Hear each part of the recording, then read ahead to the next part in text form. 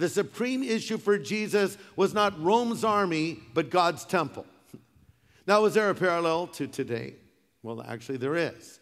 It reminds me of God's prescription for the renewal of a nation, the healing of a nation. We all know it well. 2 Chronicles 7:14.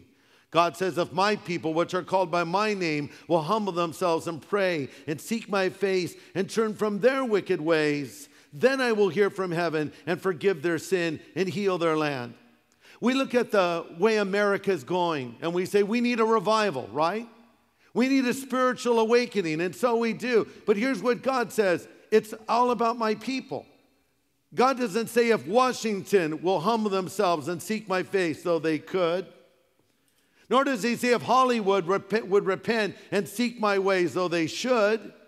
But rather, God directs his attention toward his own people. If my people, which are called by my name, would humble themselves and pray and seek my face and turn from their wicked ways. Did you hear that? God is saying, I want my own people to repent. Because if Christians lived as they ought to, our world would be a different place than it is. If Christians followed Jesus as he has called us to, the United States would be experiencing a spiritual revival. If we lived as we ought to here in Orange County, in Riverside County, in Southern California, our state would be a different place than it is today. Know this, Jesus is coming one day very soon, as Joel has reminded us, both the prophet Joel and the author Joel. And we need to be ready. And at his second coming, he will right the ills of society.